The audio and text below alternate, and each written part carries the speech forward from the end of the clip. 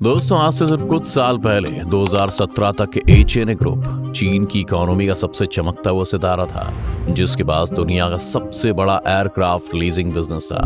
Radisson और Hilton hotels में हिस्सेदारी थी और जर्मनी और अमेरिका जैसे देशों में एयरपोर्ट्स भी थे। लेकिन आज ये कंपनी कर्ज में डूबी हुई एशिया की सबसे बड़ी कंपनी है, जिनके कर्ज का हिसाब आज तक पूरा नहीं हो पाया है।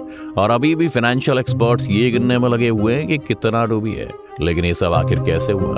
कैसे कंपनी आखिर इतनी सक्सेस के बाद अचानक से यूं गिरी कि फिर उठ नहीं पाई? और चाइनीज गवर्नमेंट का इसमें क्या रोल था? आइए जानते हैं आज की इस वीडियो में, तो बस बने रहिएगा अंत तक हमारे साथ। लेकिन वीडियो शुरू होने से पहले अगर आप इस चैनल पर नए हैं या आपने अभी तक इस चैनल को सब्सक्राइब नहीं किया है तो चैनल को सब्सक्राइब करें, बेल आइकन दबाना ना भूलें। एचएनए ग्रुप की शुरुआत ही फ्रॉड्स के साथ हुई थी और इन्हीं फ्रॉड्स को बाद में उन्होंने डुबोया भी।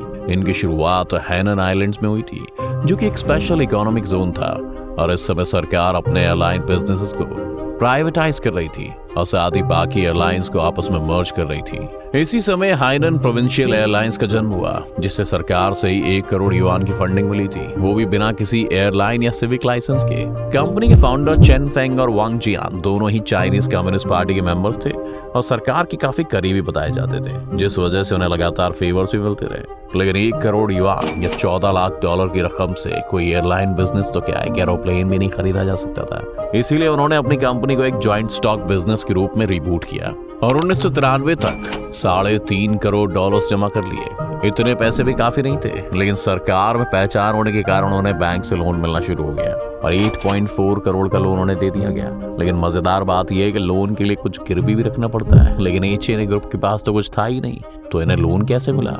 ये वो समय था जब चीन का बैंकिंग सिस्टम इतना इवॉल्व नहीं हुआ था, इसीलिए बैंक ने उन्हें उनके फ्यूचर रेवेन्यू के ऊपर लोन दे दिया। इसका फायदा एचएनए को हुआ और जब इस पैसे से उन्होंने प्लेन्स खरीदे तो फिर इन प्लेन्स को दोबारा गिरवी रखकर एक और लोन ले लिया और इस तरह वो एक ही प्लेन के ऊपर 2 बार लोन लेकर धीरे धीरे अपना वर्किंग कैपिटल बढ़ाते रहे और तेजी से बिजनेस को एक्सपेंड करने में जुट गए। इसके बाद एचएनए को साथ मिला जॉर्ज सोरोस का। जी हाँ, वही आदमी जो अभी भारत के खिलाफ स्टेटमेंट देने के लिए न्यूज में छाया हुआ था। जॉर्ज सोरोस एक अमेरिकन बिजनेसमैन है जिसका क्वांटम फंड अलग अलग कंपनीज में इन्वेस्टमेंट करता है।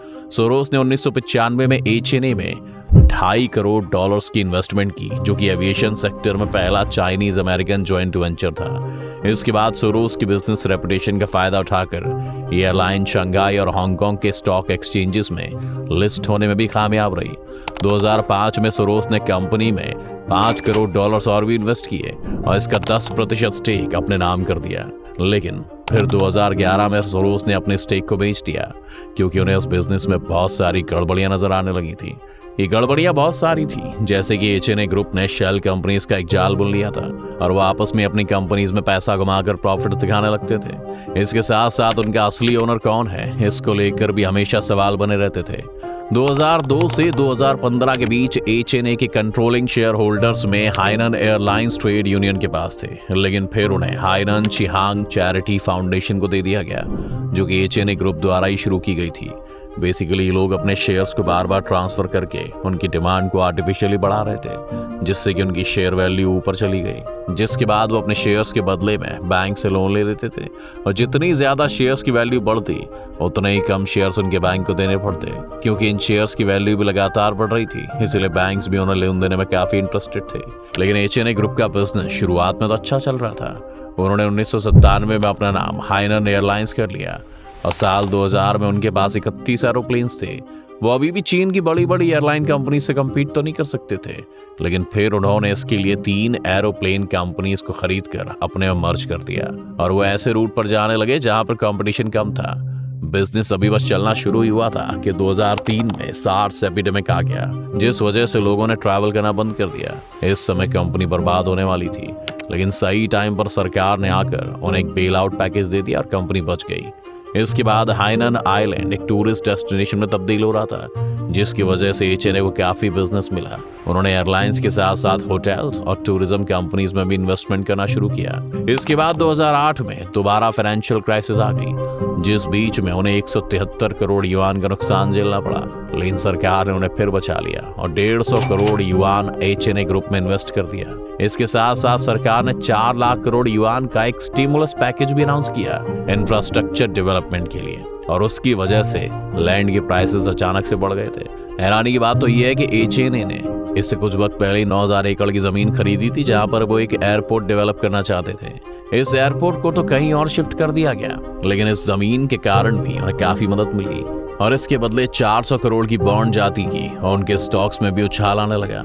इसके बाद 2010 से 2017 के बीच में एचएनए का इंटरनेशनल रन शुरू हुआ, जिसमें उन्होंने धड़ाधड़ बिजनेसेस को एक्वायर करना शुरू किया। इस बीच एचएनए ग्रुप ने $5,000 करोड़ खर्च करके करीब 123 कंपनीज में स्टेक खरीदा था। ट्रैवल इंडस्ट्रीज में देखा जाए तो एचएनए ने हांगकांग एयरलाइंस और हांगकांग एक्सप्रेस एयरलाइंस को खरीद लिया। इसके बाद उन्होंने फ्रांस की आइगल अजूर एयरलाइंस को 48% स्टेक्स में खरीदा, जो कि कार्गो ट्रांसफर करती थी। वैसे तो कंपनी नॉर्थ अफ्रीका में ऑपरेट करती थी, लेकिन इस मर्जर से एचएनए को फ्रांस और यूरोप में फ्लाई करने की परमिशन मिल गई। इसके बाद उन्होंने साउथ अफ्रीका की कुमेर और ब्राजील की अजुक को भी खरीद लिया। फिर बारी आती है 2015 में स्विस पोर्ट नाम के एक कार्गो हैंडलर कंपनी की। 2016 में गेट ग्रुप नाम के एक स्विस एयरलाइन केटरिंग बिजनेस को भी उन्होंने एक्वायर किया। होटल्स की बात करें तो 2011 में उन्होंने एनएच होटल ग्रुप में एक स्टेक खरीद लिया, जो यूरोप का तीसरा सबसे बड़ा होटल ग्रुप था, जो स्टेक बढ़ते हुए एक वक्त 29.5% तक पहुंच गया था। और फिर उन्होंने एचएनए के साथ चीन में भी अपना एक्सपेंशन शुरू किया।